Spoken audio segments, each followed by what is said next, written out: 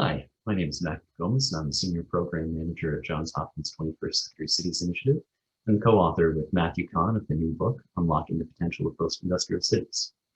In this new webcast series, we explore themes discussed in our new book by diving deep into the history and future of the 6 post-industrial cities of Baltimore, Cleveland, Detroit, Philadelphia, Pittsburgh, and St. Louis. We look at ways in which these cities can improve outcomes for people, neighborhoods, and businesses, and how they can attract new residents and investments so that everyone can reach their full potential. Today, I'm honored to be joined by my co-author, Matthew Kahn, Bloomberg Distinguished Professor of Economics and Business and Director of the 21st Century Cities Initiative at Johns Hopkins, and Richard Florida to discuss our new book.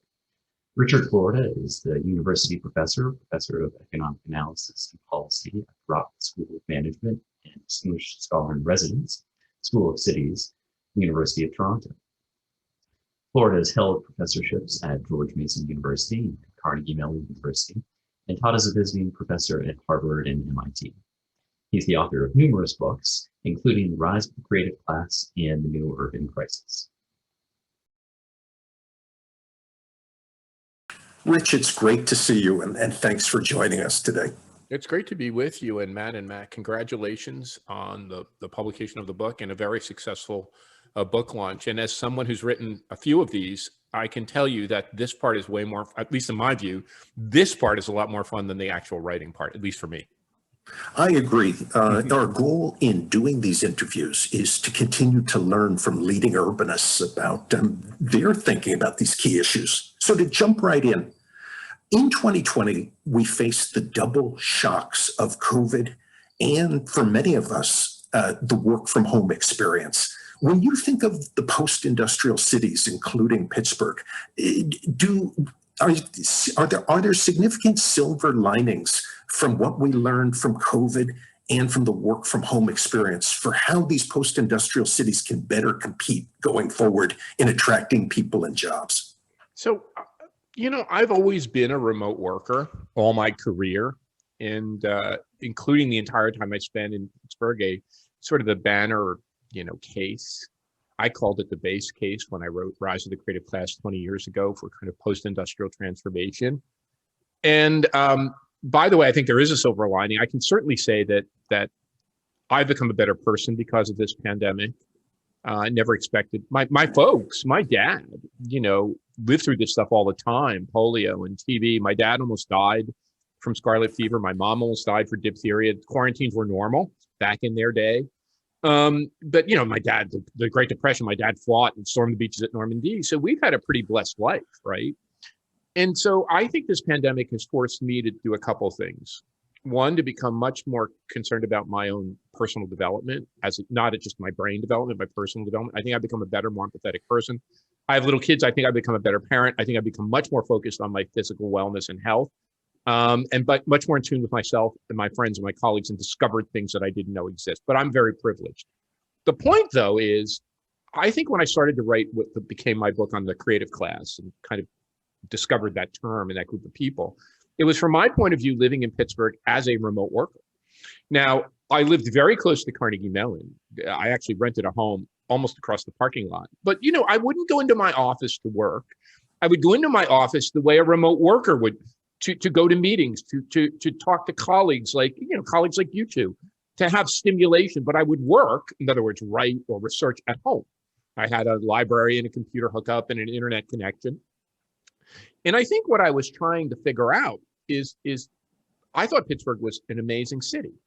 Like I thought it was the greatest city on earth. It had wonderful cafes and coffee shops. It had wonderful potpourri of restaurants, including upscale restaurants and ethnic restaurants.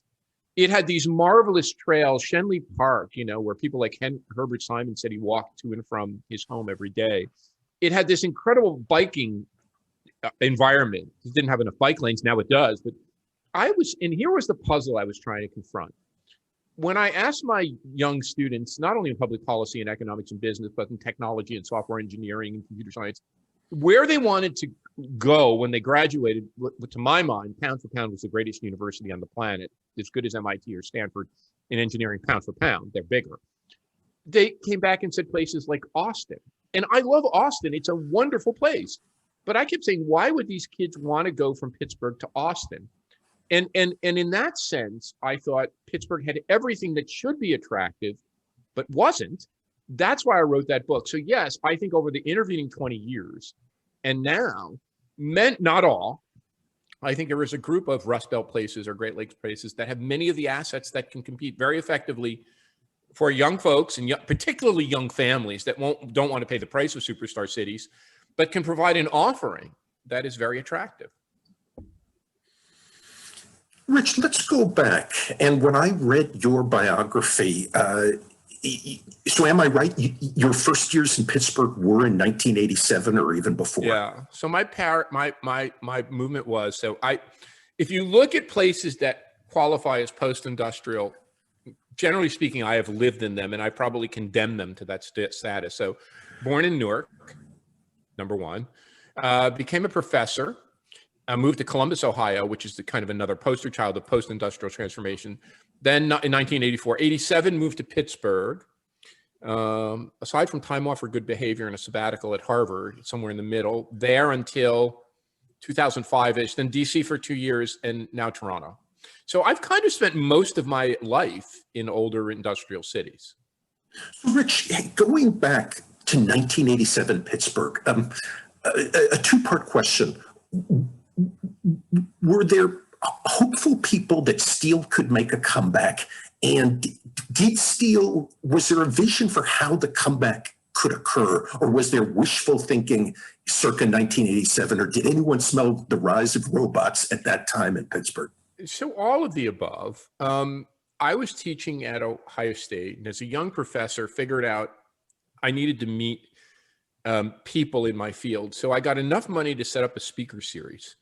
And I invited very eminent urbanists, including one fellow named Gordon Clark, who had taught at Harvard, worked with Brian Barry at Harvard, taught at Chicago with Brian Barry, had come to Carnegie Mellon, is now at Oxford. He's the Mackinder Professor of Geography at Oxford. And Gordon said to me when we met, he was an Australian guy with a wonderful lilted accent, said, you know, at Carnegie Mellon, we're trying to help transform Pittsburgh. And here's what he said. Pittsburgh is going through this transformation from being a steel industry town to being a city that was going to invest in computer science and robotics. And the Hines family, Senator Hines, but his dad, who is still alive, have given us a gift for a chaired professor and a center for economic development. We've been trying to attract people to the center. No one fits. We've gone after a bunch of senior people. They're not working out. Would you come and interview, and you'll probably go over like a proverbial Led Zeppelin?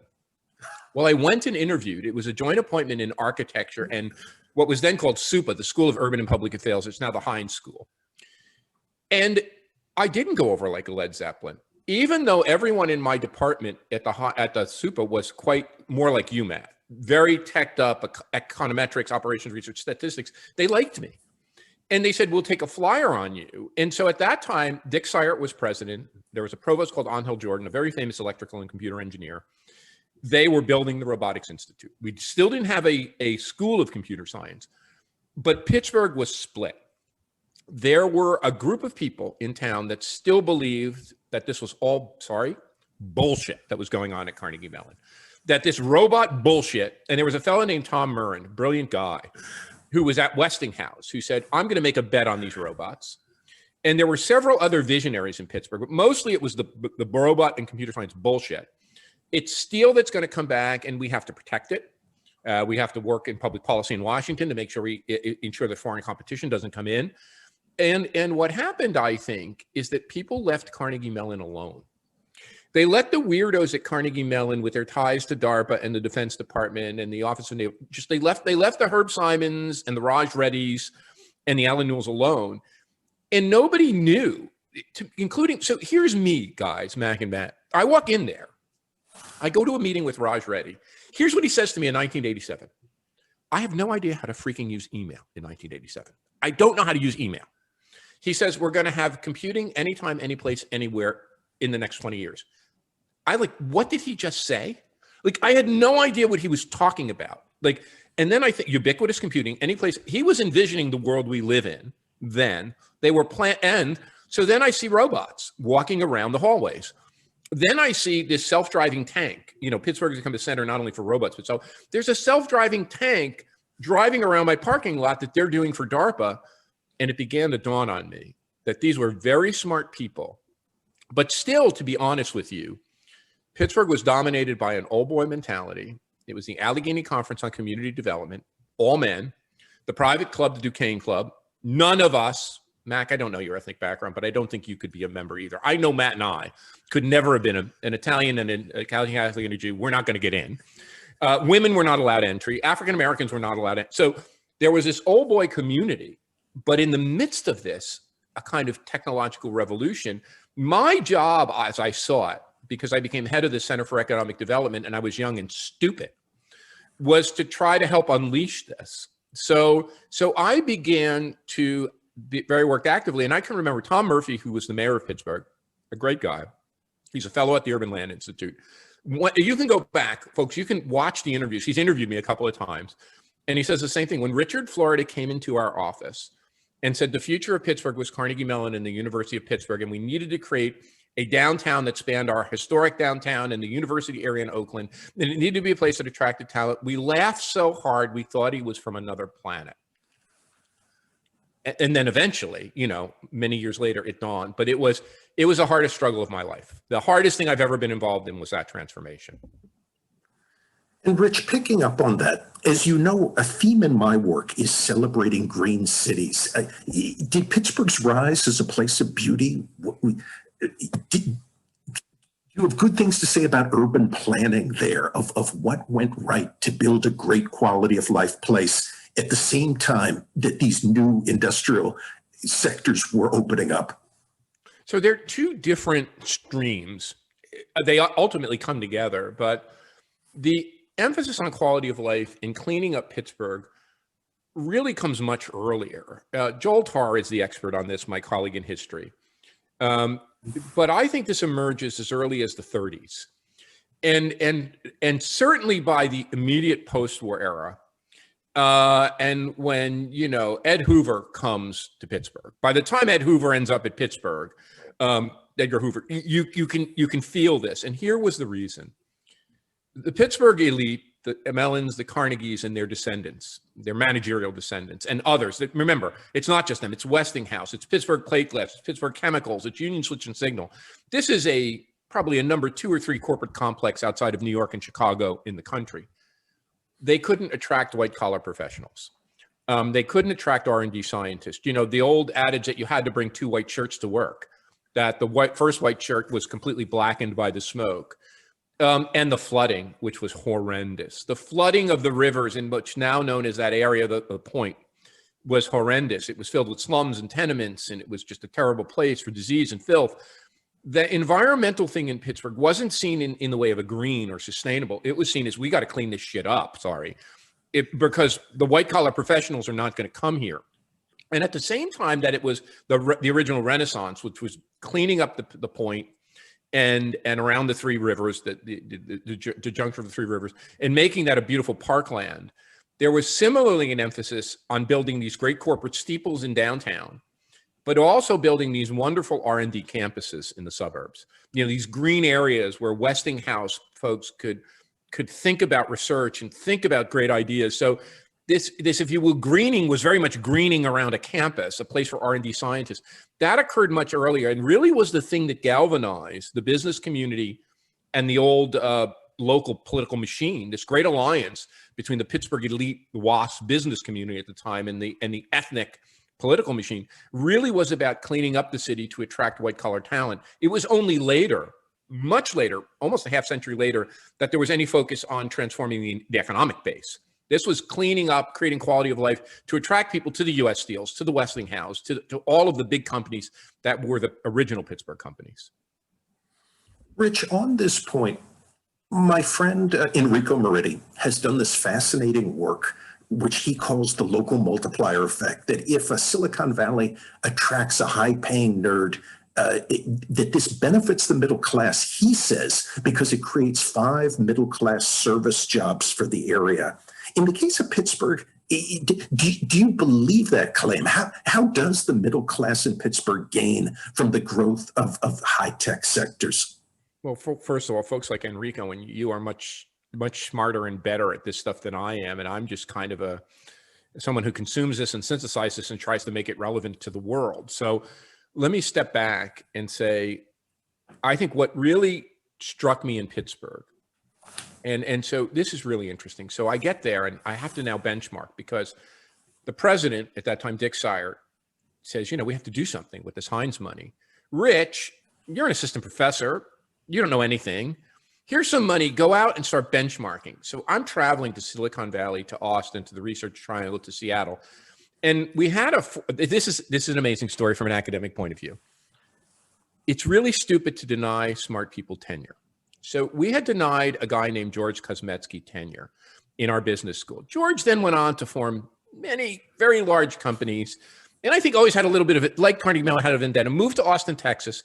Basically, the whole Austin, Texas story goes back to George Kosmetsky. He's the one who created the IC Square Institute. He's the one who said we have to go to Silicon Valley and attract these companies. He's the one who attracted MCC and Semitech. It's George Kosmetsky, a guy we didn't give tenure to.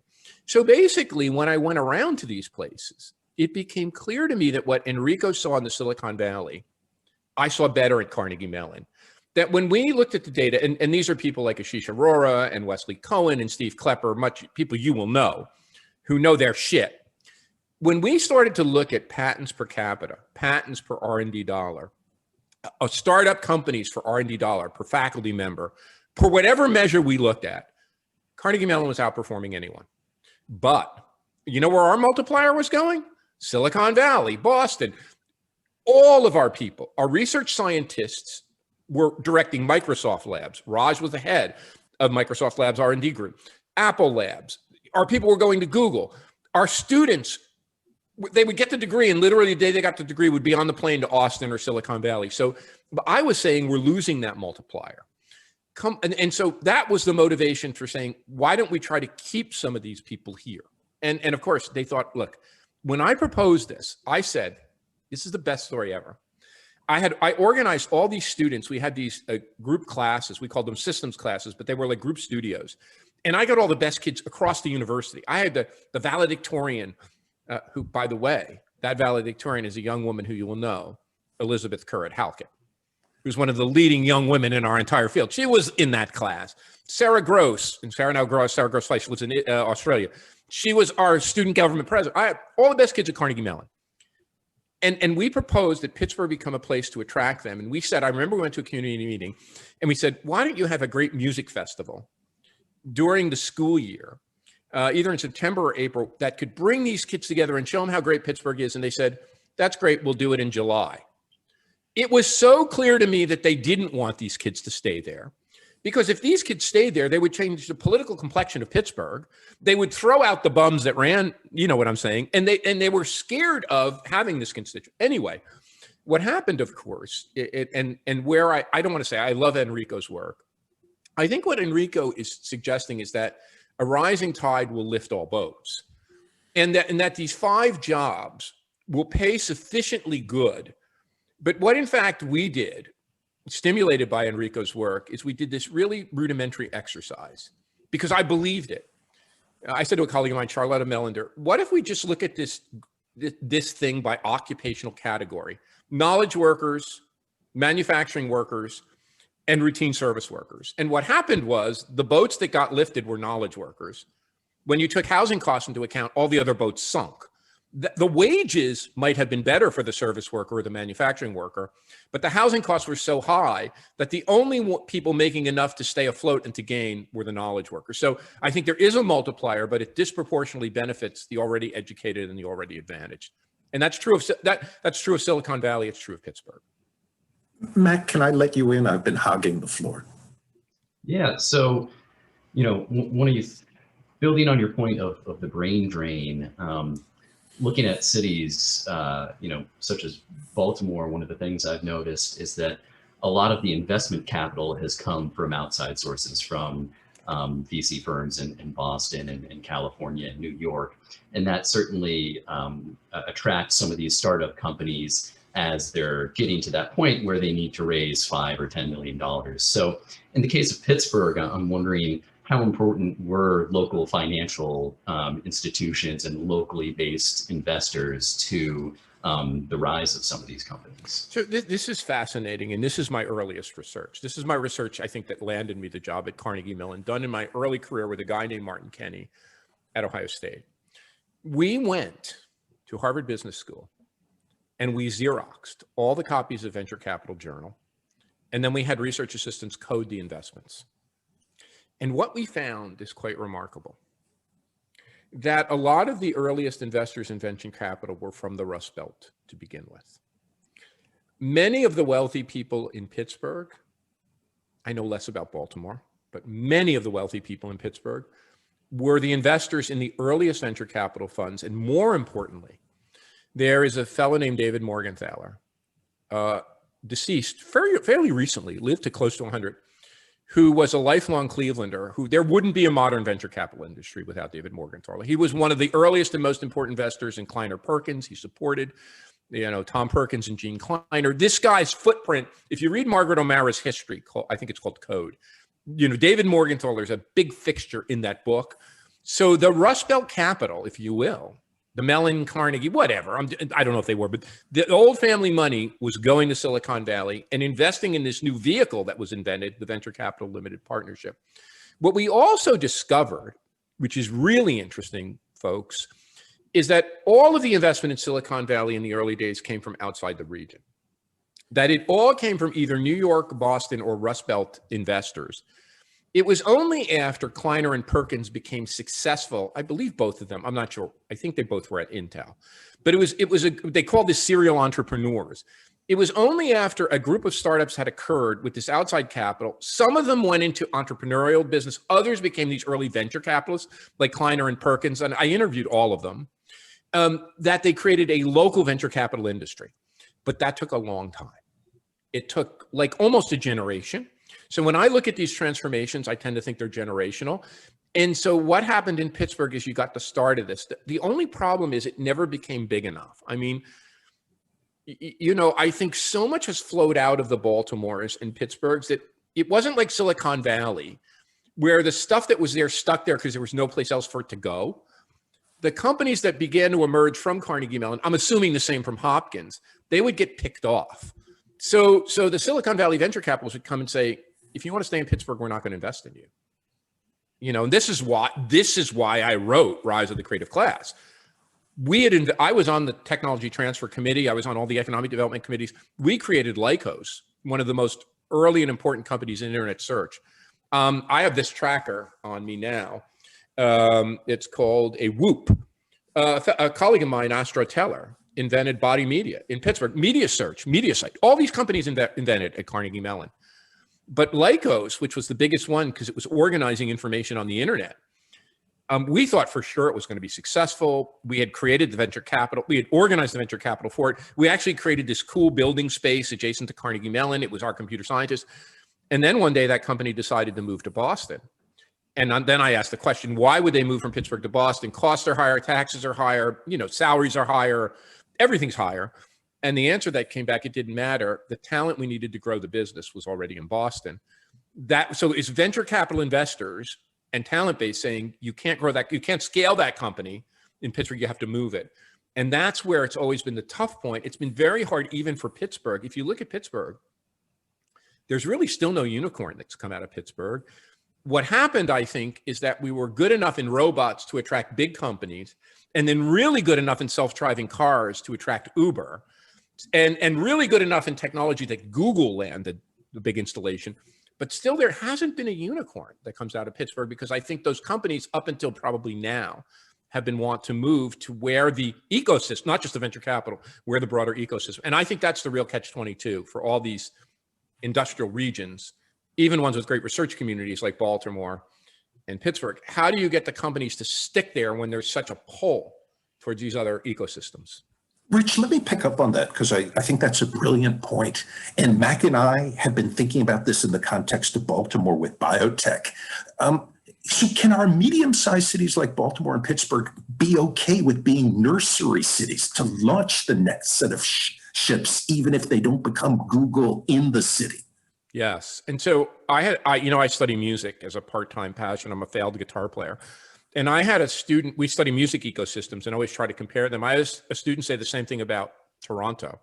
Toronto launched the careers of Justin Bieber, Drake, the Weeknd. You go look at our history of popular culture, lots of it comes out of Toronto.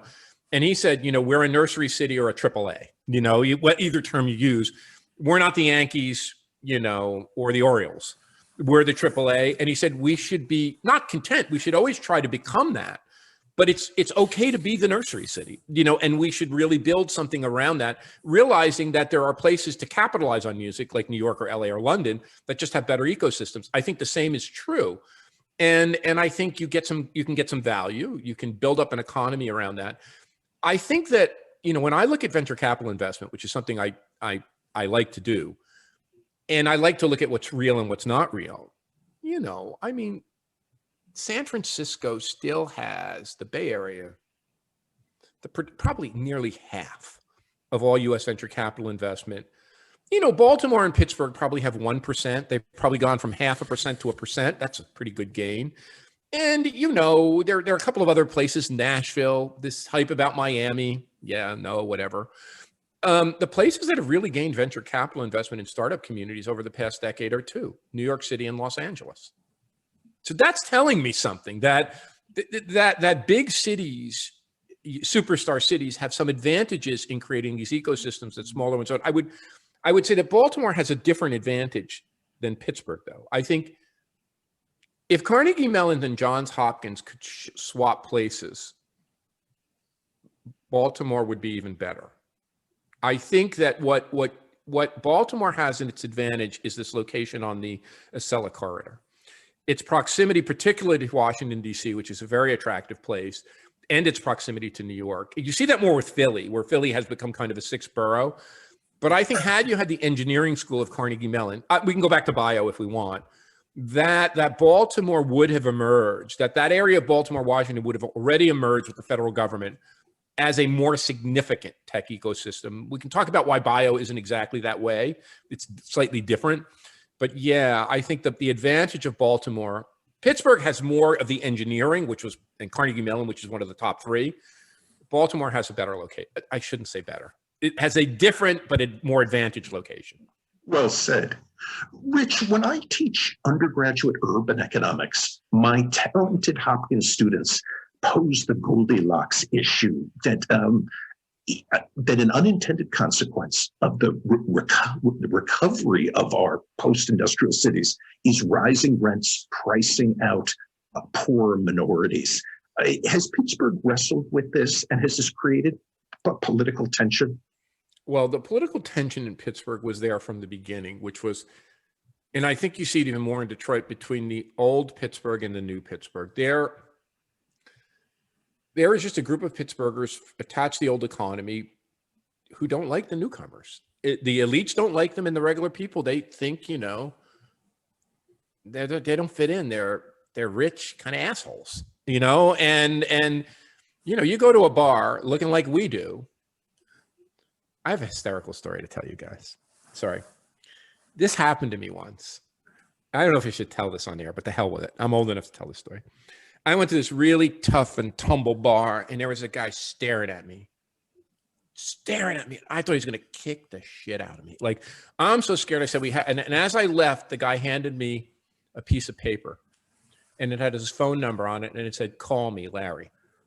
Like, that's how badly I misinterpreted this signal. I thought he was a tough Pittsburgh guy, and obviously he had a different thing in mind with me. So I just think that's a perception issue. But the point is that there were these tensions, and they were there. Now, what happened in Pittsburgh, I became very close friends with the mayor of Austin, Kirk Watson, who had helped create Austin and bring together the environmentalist community, the minority community, the tech community. Some of that is fractured.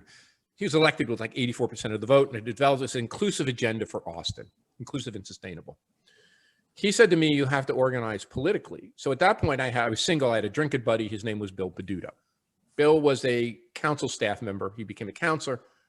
we began to organize around Bill, not to be, he is mayor, but around Bill and others to create a new agenda for Pittsburgh. Ultimately, Bill, who cares deeply, who's a real Pittsburgher, Italian background, hockey lover, Pittsburgh sports lover, comes from a working class background. Bill's role has been to try to bridge these two Pittsburghs and to create an inclusive innovation agenda. You know, when I talk to Bill, when he wants to get real honest, he says it's been the hardest thing I've ever tried to do. People really resent me. The old Pittsburgh people think I'm, you know, full of beans.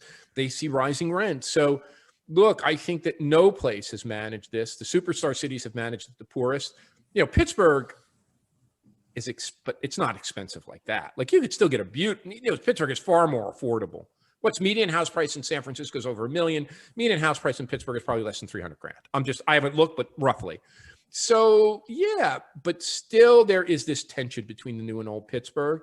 And I think, by the way, I think this is impossible for mayors alone to address. I think the causes of this inequity are so deep that they'll require more solutions. You know, maybe this new administration will help us.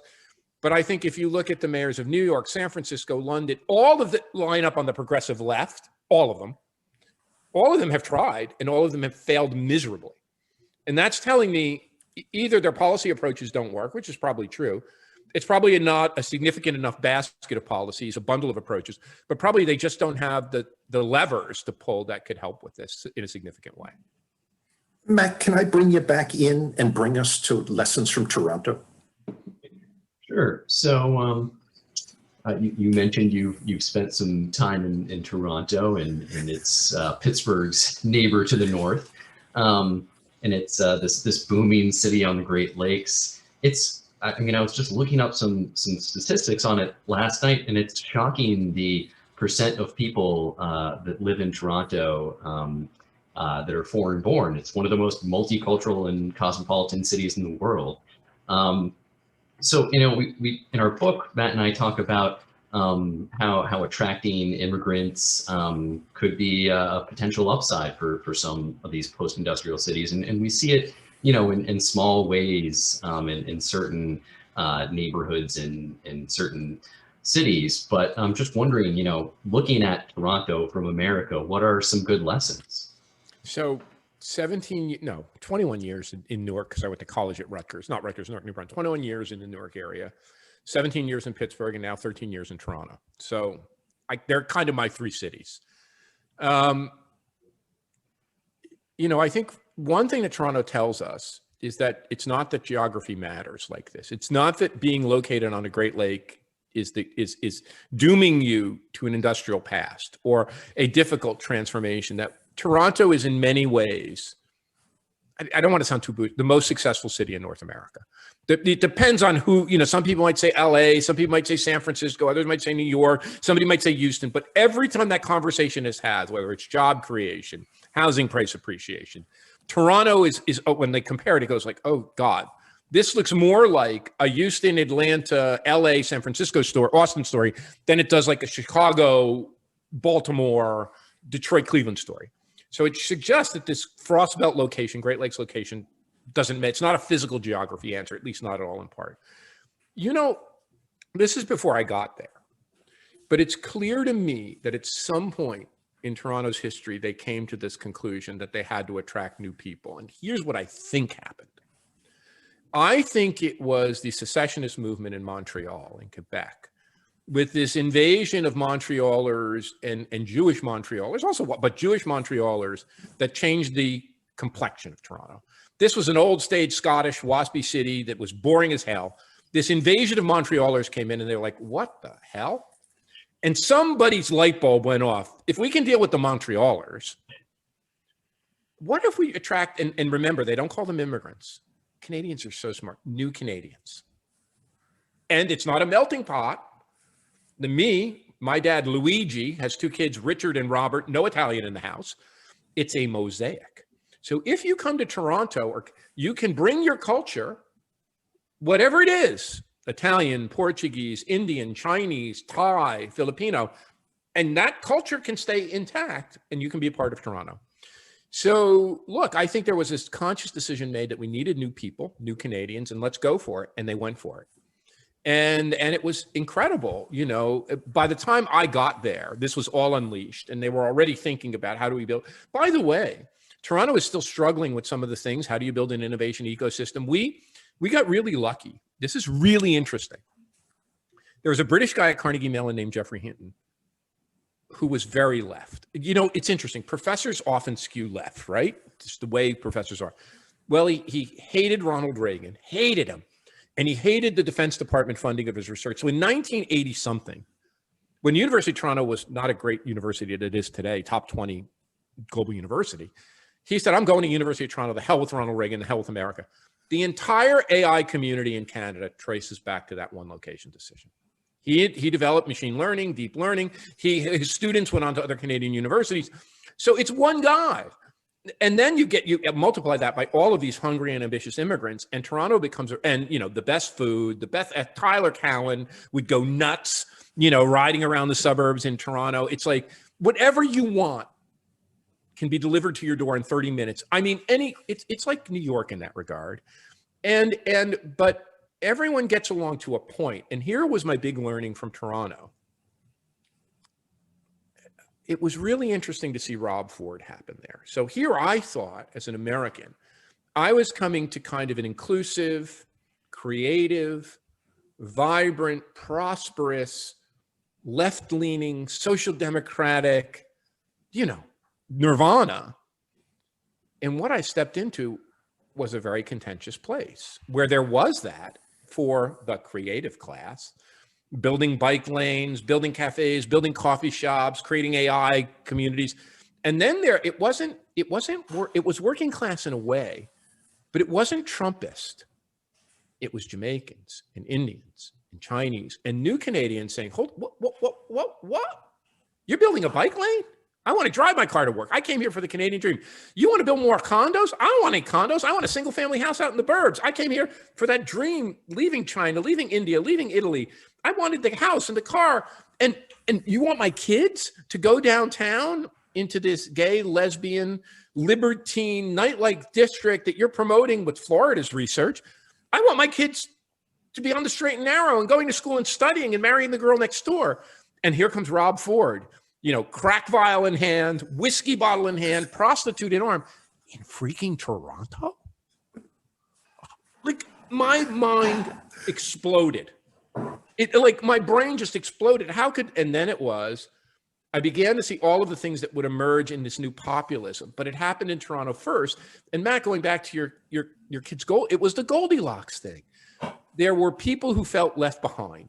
And those people who felt left behind didn't just feel left behind economically. They couldn't adjust to the cultural shift that all of us as modern, contemporary, cosmopolitan academics, married, straight, whatever, adjusted to. They were like trapped in my grandparents' culture. Do you know what I'm saying?